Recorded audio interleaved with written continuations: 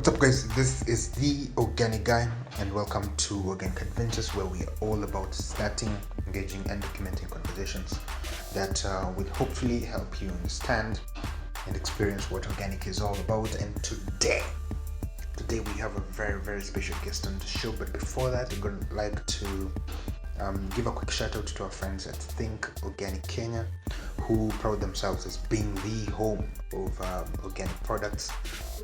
So they are basically trying to make it easier for you and me to live an organic lifestyle, really conveniently, and trying to make them easily available to each and every single one of us. So all you have to do is just visit their website, thinkorganic.co.ke.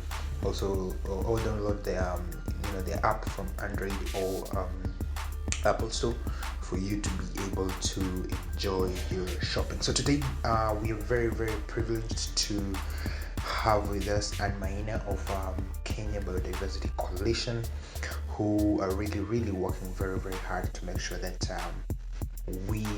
they conserve every single bit of biodiversity that we have in the country. So today we're gonna talk all things about biodiversity, and we'll try and delve a little bit about the very controversial topics of GMO, trying to understand what it is and what is the current situation in the country. So ladies and gentlemen, without further ado, Alright, guys, welcome back to Organic Adventures, and as I promised you guys, we are one-on-one with Maina, who is the coordinator for Kenya Biodiversity Network. So it's a pleasure having you, and thank you very much for creating time for us. Thank you. So before we even go further, I think it's fair you have an introduction of what you do and what you're all about. Thank you, Brian. I'm happy to be on the program. Pleasure. My name, as you've heard, is Maina, and I'm the national coordinator of the Kenya Biodiversity Coalition, Yes. which is a coalition of over 60 member organizations all over Kenya. Okay. We have membership broadly from faith-based organizations, consumer-based organizations, NGOs, CBOs, and even animal welfare networks, all of them committed to issues related to biodiversity conservation and promotion of organic, or what we call agroecology. Yes. We have been in existence from as far back as 2007, working on these issues. Wow. Campaigning on biodiversity conservation, Yes. protection of our natural resources. Yeah. And in the recent past, not really recent, but we've also been quite key and loud on issues of biotechnology, and especially modern technology, Yes. modern biotechnology, Yeah. which includes genetically modified organisms. As an organization, our stand is clear. We say no to GMO, Yeah. because we have key issues related to the socioeconomic concerns, Yeah. farmers' rights, access to seed. Okay. Because for us, our biggest concern is who will control the seed market. Because if you look at genetically modified organisms, they are not products that naturally occur in nature. Yes. Naturally, you find male and female come together and procure. Yeah. But with the GMO, that happens in the laboratory. Yeah. And it's reached a point where the kind of laboratory process, be using the gun to do the genetic modification, Yes. the splitting the genes, is not very Precise. it's not very precise. Yes. And there are key challenges that have come up, because some of the scientists have raised concerns about a lot of the genetic disorders that have come up in the recent past, being because it can never be really precise. Yeah. And right now we are going to where scientists are going a level higher, Yeah. to what they're calling gene editing, synthetic biology, Yes. which is not even defined under modern biotechnology, Yes. GMOs. Yeah.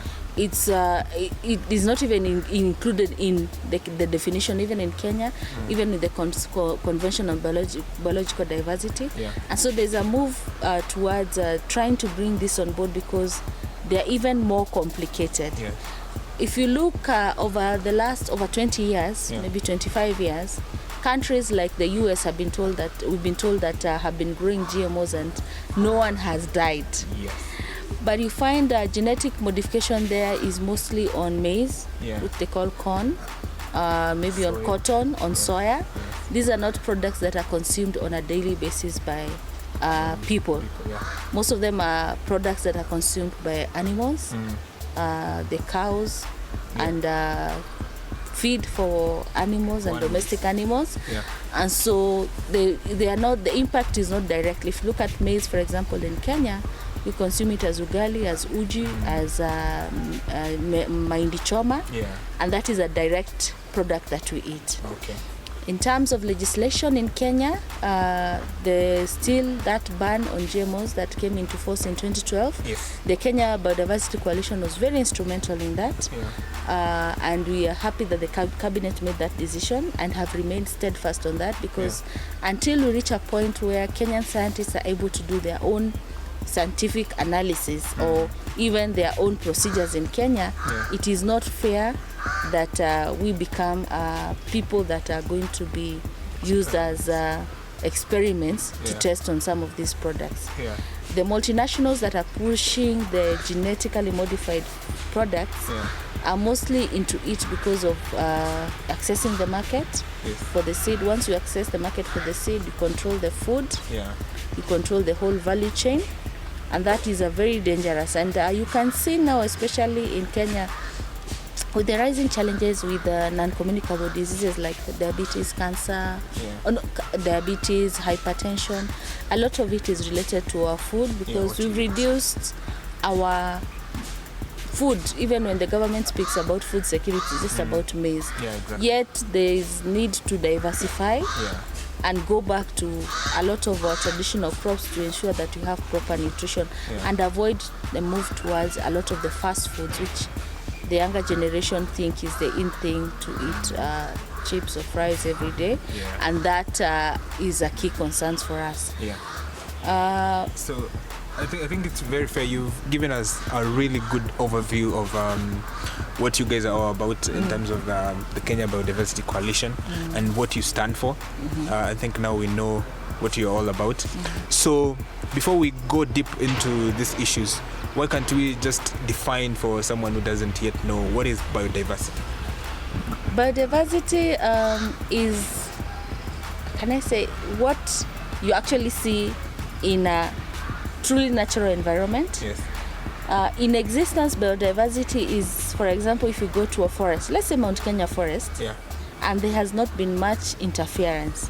And so there's a variety of all kinds of plants, what you may say, call weeds, herbs, and all this. And the importance of biodiversity is that natural environment where all these things are in existence, even the animals and even the plants, the insects, they're able to sustain themselves. For example, if you go to a forest, Mount Kenya forest, if you go to the Amazon, these are places where they coexist and are able to replicate.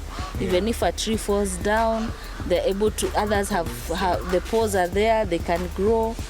When the trees are growing, they're attracting the rainfall. It is a natural cycle. When you go to an area where there's no much biodiversity is where you find like monocultures. Let's say, for example, in the West, where you have huge plantations of maize. Or if you go into Narok and you have a huge plantation of maize or wheat, that system is not biodiverse. When you have that monoculture, you have many challenges, for example, of weeds, insects that are able to attack that particular crop, if it's wheat, if it's maize. Because when you have a biodiverse environment, let's say in your backyard, you keep it as natural as possible. So you grow all kinds of products, sukuma wiki, spinach, onions, pilipili. That environment is a push and pull for different factors. For example, if the aphids or the insects want to attack the vegetables, the onions and the pepper are able to repel them. And that's why we promote a lot of this biodiversity conservation. In everywhere, be it the forest environment, the marine environment, everywhere that we go, keeping it as natural as possible. If you look at, for example, our oceans now, there's a big challenge with the pollution, with plastics. Whales are dying, and when the scientists do dissection, or the stomach bursts, it's full of plastics. that's not natural, and that's why a lot of questions are being raised about even our marine environment and the pollution being caused by a lot of the plastic products. Yes, in Kenya we have banned our plastic paper bags, but the plastic bottles and all this are still a big threat, and it's important that we move towards more ways to conserve and sustain our environment. Yeah. So it's very important you've mentioned about now biodiversity, because the other day we also saw FAO, they released a report on biodiversity, the situation of biodiversity in the world, and it was very important to note that there is over 6,000 different kind of species that we can consume, but currently we are utilizing well under 200 species of them that we are consuming. So we are way under in terms of the diversity of food that we are consuming as humans. So going with that report, and they're saying that we are putting much pressure, a lot of the biodiversity is under threat. So why is it important that we should really be keen on conserving biodiversity? Because at the end of the day, the diverse environment that we live in, they all contribute to our well-being, be it even looking, for example, for medicine. You find that a lot of the manufacturing companies that are manufacturing medicine are able to extract the products from various species all over the world. If you look, for example, the Prunus africana, the tree, the scientists have not been able to extract the active ingredient in it. And when you speak to a lot of the people who have experience, they say that Prunus africana is a good herb. The bark, when you boil it, and the roots is good in terms of protecting men, especially against prostate cancer. The interesting bit, the scientists have not been able to extract it and put in a tablet. So a lot of it is you boil the bark or the roots, then you drink. Even when you go to a lot of the traditional communities, like if you visit men who are the so-called council of elders, and they see Prunus africana, many will know this is good for us. And when they do the soup, they boil the soup after, when they're doing ceremonies, they put a bark or the leaves of Prunus africana, and it's good. So you can imagine, a lot of this, over 6,000 species, we could have a cure for cancer there. Definitely. So we need to conserve them and protect them. For example, even in Kenya, some years back there was a scandal about an enzyme that was collected from Lake Bogoria. And this active enzyme, the active ingredient, is what is used to manufacture stonewash jeans. And the company that was able to, let me say, pirate or biopiracy, picked that, went with it to Europe, and have been producing stonewash jeans. The communities have never benefited from that. And if you look at the Kenyan population now, we have a big number of people who are doing science, and they can do that. So we also call on the government to actively support science and research. We are not anti-science, anti-research, but we want local researchers to be supported. Because imagine if a Kenyan scientist had discovered that and we could produce the stonewash jeans as Kenya. Wouldn't be able to earn so much money. Of course, that company is big. The budget is like several times Kenyan's budget in a year. So we could have made a lot of money out of that. But sometimes we are not very patriotic as Kenyans. So it's important, because these people are allowed access by the government. Yeah, it's also important you've mentioned about that, because I noticed most of the eco-friendly and biodiversity networks are NGOs and private companies. So the government hasn't really hold a grip on trying to protect its biodiversity. Yes, we have government organizations that do promote it, but can you say that the government is really putting a lot of effort in terms of protecting its biodiversity? Yeah, I think they are trying now. I know for a fact now we're in the process of developing a national biodiversity strategy. It's still in draft form. I think this year it should be ready. That's a big step forward. There was another one before, but not much had been done. But I see now, even with a lot of the bureaucrats within the government agencies, there's a lot of move towards protecting our diversity. Of course, we must appreciate the work that the civil society are doing, the NGOs, because we've worked very well together. Even in as KBIOC, we have contributed to that national biodiversity strategy that is being developed. And so the move towards is good, but we need much more effort. More can be done. Yes. So one thing that suddenly is not contributing to biodiversity is GMO. So when we talk about it, before we even go deep into GMO, I guess there's someone out there who doesn't know what is GMO. So can you sort of give them a light on what is GMO stands for genetically modified organism. Yes. In Kiswahili, in Tanzania, they call it viinitete. Oh, say that again. Viinitete. Viinitete. Yes. All right. So genetically modified organisms are products of what we call modern biotechnology. Yes. And don't confuse biotechnology and modern biotechnology. Biotechnology is broad. Okay. The people who do brewing of local brews, they use biotechnology. The development of insulin that's used to help is given to people who are suffering from diabetes is through biotechnology. The process of baking yeasts, using yeast to bake bread, is biotechnology. The controversial bit is what they call modern biotechnology, which is a process that does not take place naturally, because if it is brewing of busa, that is a natural process. You just have to put the active ingredient. If it's baking, it's a natural process. Yeah. But now when you come to modern biotechnology, these are products of the laboratory. Yes. It's not your normal sexual relation that brings a product, or normal crossing of like if it's bees, crossing of genes normal, or if it's bees that move from one maize crop to another to pollinate, that doesn't happen. It's something that's happening a lot in the laboratory, and that brings a lot of controversy because the process is not precise. It has caused some challenges with especially some people say some of the cases where children are born with a little bit of abnormalities may be caused by these genetically modified genes. Yeah. For example, if you look at autism, some scientists have suggested that. If you look at, for example, cerebral palsy, when you look at a child who has cerebral palsy, it's only one gene that goes wrong, only one, and you can imagine the child gets cerebral palsy. And so we are asking, the normal process of tissue culture, for example, to develop a tissue culture banana is very normal and it is right.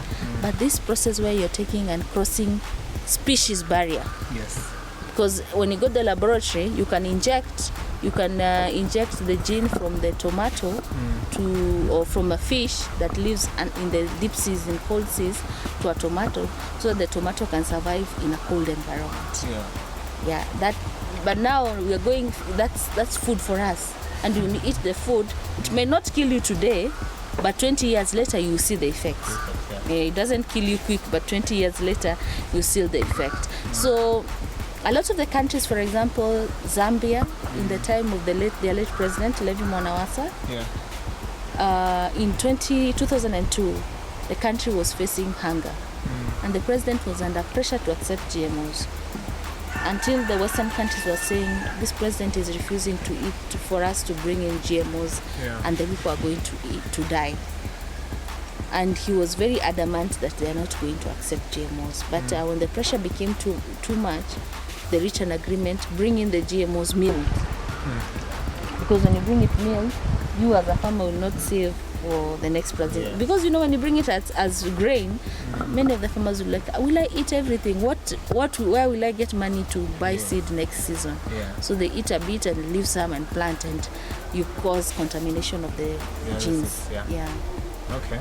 So that one, I think it's at least now people have an idea of what GMO is. It might be a foreign word to some people, but I think you've put it very clear. And there's some arguments that people have for GMOs. They say that this is technology. People have been doing it. When we cross, hybrid seeds. Hybrid seeds have been, are GMOs because you're taking genes from one plant and transferring to another. No, hybrids are not GMOs. Yes, so that's the point that I want you to differentiate and try to, help people understand what is the difference. When you're talking about hybrids, hybrids is pure crossbreeding. Yes. What happens, for example, if you want, you're in the Central Highlands, you want maize that's not too low, too tall, yes, or too short. You want some small, maybe a medium size. Yeah. You cross pure breeds, and then when you grow them, they give you the pure breed that is at the middle level. Yes, yes. And that happens naturally. It's maize. Yes. GMO is maize, pig, maize, tomato, maize. It's not the same species. You're crossing the species barrier. And that's why I'm telling you, hybrids are not GMOs. They're just pure crossing of same breed to get a desired trait. Yes. And that's very okay, and we have no issue with that. Even in tissue culture, it's just getting the right species and crossing the same banana. But when it becomes banana donkey, that's GMO. Yes. You're crossing the species barrier. All right. Yeah. Something doesn't sound right when you say, crossing it from banana to donkey. Something fishy about it. But now in Kenya, we've had a ban of GMOs. Was it since 2012? 2012. 2012, yeah. And then last year we saw the president sort of giving not a green light, but a hint that we may start growing GMO. So what has changed in the process since 2012 up until now? Is there legislation that has gone through that now the government feels it's ready to venture into GMO farming? According to your own understanding, what has changed in between? When the government banned, the cabinet made that ban on GMOs in 2012. Yeah. They went forward and appointed a task force led by Professor Kihumbu Thairo to look at whether Kenyans are ready to accept GMOs or just do a research. Yeah. And remember, as the Kenya Biodiversity Coalition, we contributed to it. After 2012, again in 2013, Kihumbu by Thairo, they continued with that work they were commissioned. Unfortunately, over 5 years down the line, the Thairo report has never been released. We have used our lawyers to follow up on that issue.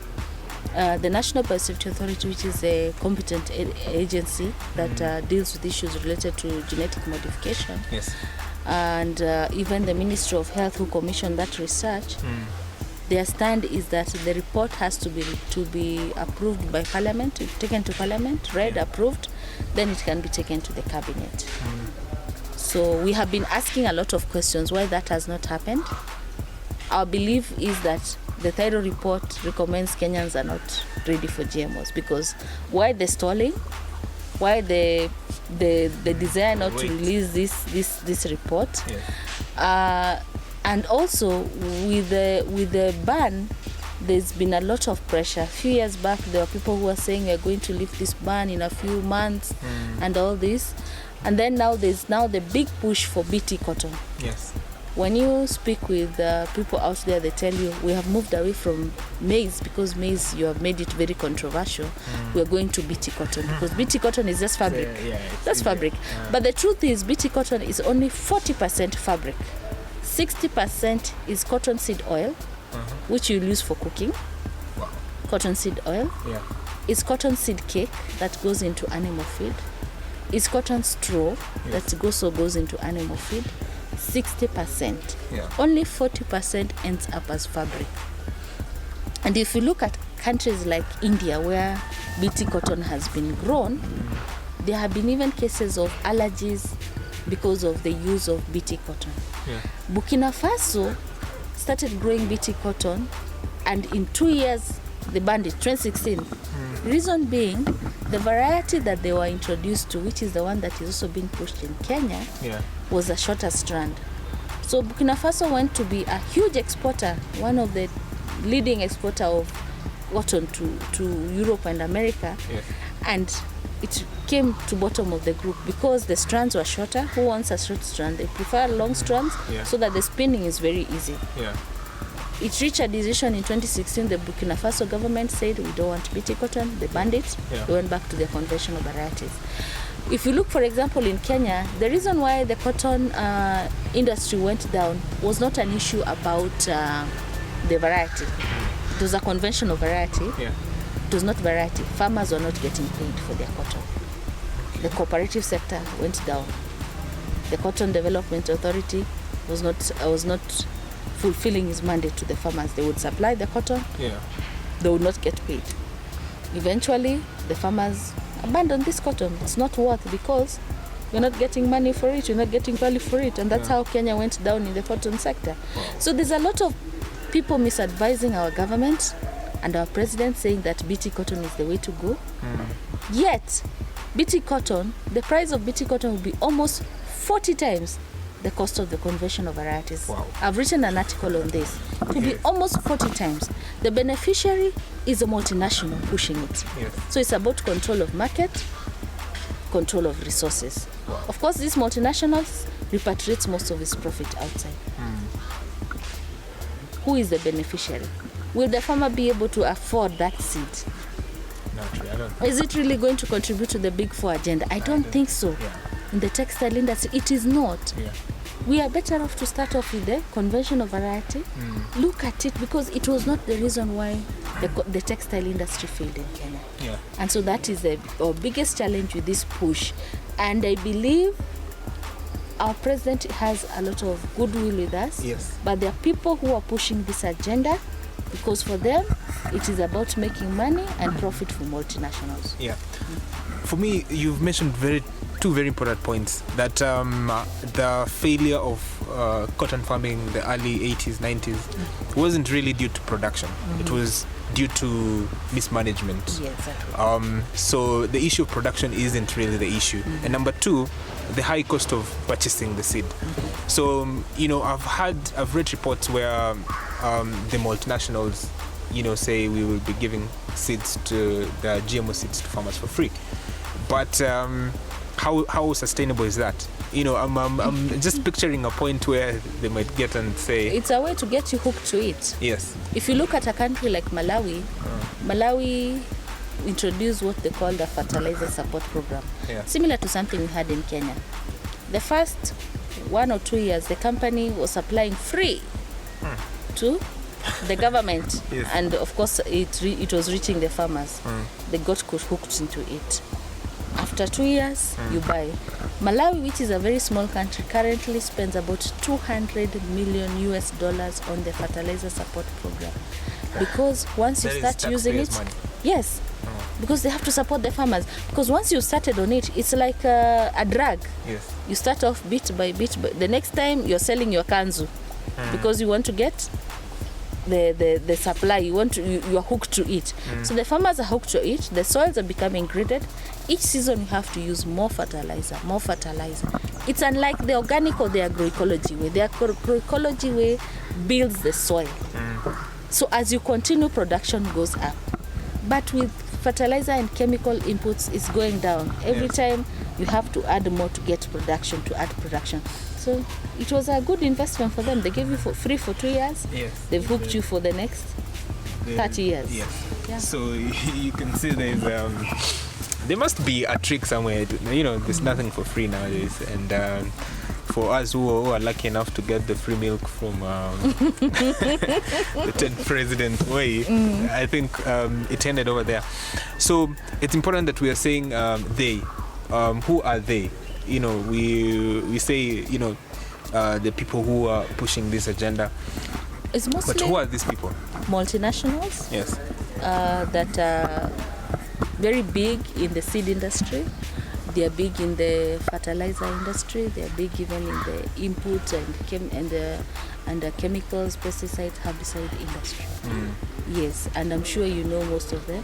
These are multinationals. Yeah. So on that point, we've seen the GMO debate. It's very high in the West, especially in the US.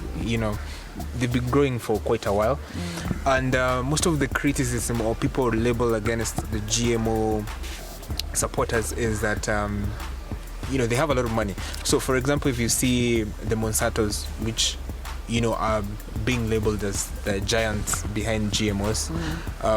They have a lot of budgets, and recently they got merged with Bayer. So you're seeing, we've seen their effects that they have in the West, especially in the US, and there is accusation of them. It's a revolving door between the FDA, the National Regulation Body, and the Monsantos. Now they are able to have a grasp of that sector, so they control it in terms of the seeds. If there's a major thing or proposition that needs to be passed, they are easy to influence and have their effect on. So we are seeing the same people coming into the country. So for example, you're seeing them setting up camps here in Kenya. Are you seeing, or are you worried that they might have the same effect in the country in terms of pushing forward to the growing of GMOs? Yes, I agree with you. These companies, once they get a grip, at the end of the day, the population has to have food. Big revolutions have come up because of food. Yes. If you can't give us bread and you can't give us cake, you remember the French, the French Revolution was about the issue of the bread or cake. Yes. And the people said we want bread. She was like, give them cake. If they can control the food industry, they control the economy. Because the government, for example, like 2 years ago, 2 years ago when there was a food, last year I think, there was not much food. The government gave money and removed even the taxes on maize. Yeah. Because at the end of the day, you cannot rule over people who are hungry. True. Yeah. So there's that revolving door, and you're very right. Yeah. And then the consolidation of power among the companies, the buyout of Monsanto by Bayer, and they changed their name to Bayer because the name Monsanto was becoming too wrong for everyone. Yes. Too wrong for everyone. So you find it's now a big conglomerate. Yeah. It can their budget is several times the budget of Kenya in a year. In the US already they are controlling the agriculture industry, like you say, the revolving door. So if you open the door for them here in Kenya, we are still a developing country. Yeah. It can be very dangerous for us. If you look, for example, at issues related to seed, already we have our seed laws that are UPOV 1991 compliant. These laws are very punitive on smallholder farmers. They do not recognize smallholder farmers as breeders. They have a provision for what they call seed inspectors. So the seed inspector can come to your farm because you grew your local maize, but your neighbor grew maize that is maybe a hybrid, and they cross, and we come and test your maize and we see our gene in your maize. You will pay for it. Wow. It does not allow exchange of seed. It doesn't allow smallholder farmers. It does not recognize their contribution to breeding. And as if you see, smallholder farmers are treated as people who don't know anything, and they have been breeding and feeding us for many years, since time immemorial. And so it's important that even in our seed laws, we look at these issues and stand firm. Kenya, Uganda and Tanzania have some special provision which they call quality declared seed, QDS. This quality declared seed can be exchanged among several, in an area like 7 villages can exchange seeds. But in Kenya it's very punitive. It is just that some places it has not been implemented fully. But if it is implemented fully, it is going to open a door for the multinationals, and local seed will lose them. Already we are talking about biodiversity loss. When companies control these seeds, will be reduced to just a few seeds that you can use, and you pay for them dearly to do production. And that is a very dangerous path for our country. If you look at the case of Dwayne Johnson and Roundup, the active ingredient is called glyphosate. Glyphosate has been declared by the World Health Organization as a possible carcinogen. It is widely used in Kenya as Roundup, or because the patent on glyphosate is not there, you'll find it in other names like Weedol, local names, local names that are used. The active ingredients in it. Yes, and you can see the rising cases of cancer in the country because you as a farmer upstream, you're using Roundup, you're using Weedle. Yeah. It flows down when it rains. It comes to the water bodies. We all drink from that river. So even if you're trying to protect yourself, unless the government is very strict, some of these chemicals that are used in Kenya have been banned in Europe. Yeah. In Europe, they were used in the days of the World War to make bombs. They have nowhere to take these chemicals. So dump them in Africa. Yeah. They're the ones being used to as a dumping ground, and you're buying for it. Yeah. And you go and you spray your tomatoes. You go to the market, the tomatoes are even smelling of the chemicals. Yeah. The chemicals are even banned in Europe because they were being used in the days of the World War to make bombs, and they have nowhere to take these chemicals. Yeah. And so we are using them, and it's affecting our health. Look at the cancer cases. Every family has been affected. Yes. They have a person who has cancer. The cost of treatment is so high. It's depleting resources. People are selling their properties because of these chemicals. And for us as the Kenya Biodiversity Coalition, we stand and say we are promoting agroecology. Let us go back. It will take time, but let us practice agriculture that feeds us and reinvigorates the soils for the future generation. Yeah. Okay, so it's very important also you've mentioned about the pesticides and the effect that it has. One of the things that are labeled towards GMO is that they'll be able to reduce the amount of chemicals that will be used in their growing. But we've seen that's not the case, right? So, for example, South Africa, there was a report that came out since 2012. There is an increase in terms of the amount of chemicals they've been using from 10 million gallons of pesticides to over 20. So clearly there is a disconnect there. So that's another worry in terms of the effect that we know that are already happening when someone is exposed to these chemicals for a long time. As a country, what are some of the things that you see we can learn from the Africans who are, because there are some African countries which are already doing GMOs, South Africa, Burkina Faso, Egypt. So what are some of the lessons that you see we can draw from those countries? I think the evidence, especially related to BT cotton and BT maize. For example, in Kenya, the maize variety that is being pushed to be introduced is a variety called MON 810. Is what they are testing in Kiboko, and which has been put under what they used to call the water efficient maize for Africa. Yeah. Unfortunately, MON 810 failed in South Africa. They had to do a stacked variety. I know for a fact that there's been an application in South Africa for a triple stacked variety. Double didn't work. So before we continue, stacked, what does that mean? Two GM varieties mixed together. So MON 810 and I think MON 8, I would have to confirm. Yeah. A stack would be MON 810 and MON 8. Maybe I think it's so 89 different GMOs. Different genes that are inserted into. 2 are double. Yes. Yeah. 3 are triple stack. So the MON 810 failed. It's a single trait. Yeah. Then double failed. The Monsanto had applied for a triple stacked, and I think the regulatory agency was tired and they refused. They said we are not going to approve this. Yeah. MON 810 was banned in France and several European countries. And is a variety that we are being pushed for here. It's even a variety that is old age. The patent on it has been lifted. It's over 20 years. Yeah. So it's actually tumedampiwa. We're being told we're being helped, but it's dumped on you. Okay. It's been dumped on us. We think it's new. Yeah, and we think it's new. It's nothing new. It's something that has been dumped on us.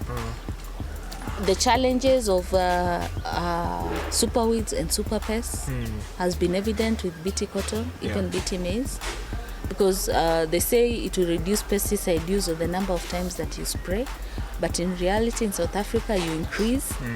The population, for example, in South Africa has realized the importance of going organic.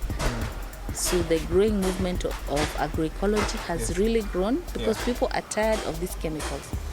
We want to protect our health. Yeah. Even in Kenya, the movement towards organic and practicing agroecology, the practice has really moved forward because of these challenges that you see. Yeah. Furthermore, if you look, for example, in the US, the case of Dwayne Johnson, this guy who sued Monsanto because of Roundup. Yeah. and was awarded 200 million USD. That is becoming quite evident if you look at, for example, Argentina, those plantations. You know the challenge with when you're growing the GM, you have to do it as a monocrop. You cannot start mixing it with things. And if you look at Argentina, where they do huge maize plantations, they spray even with small aeroplanes. The effect on the population, people dying of cancer, disease that cannot be understood, children dying, is a big challenge. Yes. If you look, for example, at a chemical called 2,4-D, it's used especially in wheat production. Even here in Narok, 2,4-D is a product of Agent Orange, which was used in Vietnam during the war. And we actually saw its effect on people. Children being born without limbs. Yeah. It's a big problem. Roundup now is being used as to dry. It's so sad that you find a wheat farm, because the farmer wants everything to dry uniformly. Yeah. You spray Roundup and it dries uniformly. We are all at risk. We are eating chemicals. Wow. And so it's important that as a Kenyan, as a consumer, we stand up for our rights and demand that this country does not accept GMOs. It bans these toxic chemicals and we go back organic. Yes. Promotion by the government of organic and diversification of our food products. Yeah. It's not just about maize. We can eat so many other products. But now, even the government in its policies just talks about maize, which is a sad situation. So, yes, it's very important you've been able to highlight, some of the developments and the things that are happening, especially in the development of GMOs in Kenya and in Africa at large. So what is your advice? What's the way forward that as Kenyans we can be able to take? I think our call to action to move towards promotion of agroecology. Yes. In July this year, we're going to have a big conference on agroecology, the East Africa Agroecology Conference. Already in Kiambu County Government, they have declared that they are going to practice agroecology. We are working with the Ministry of Agriculture there. Wow. The steps may be small, but we are promoting agroecology, which is all-encompassing, where we want the Kenyan population to have what we call food sovereignty, not food security. Food security could mean you're eating maize every day. Food sovereignty, you have a right to choice related to your cultural aspects, your needs and everything. You have your tastes. You have a right to that. And you can only achieve that with agroecology. Let us go back to the foundation. You as, for example, a young man, if you have a small plot of land behind your house, are you growing vegetables for your children? Why should you buy every day? How are you promoting urban? Because at the end of the day, the most affected people, especially the urban poor, who have to buy food that is sometimes not very good because of the high residue levels in it. When it's rejected at JKIA, the French beans are rejected at JKIA, they end up in the local market because Europe is very strict in terms of the things. So everything that's rejected there is returned here, which is very wrong because we are killing ourselves slowly. And for us, we want to call on the practice of agroecology in Kenya for biodiversity conservation. Number two, we urge the government to keep the ban on GMOs on and take it a step further. Declare Kenya a country that's going to promote organic farming and agroecology.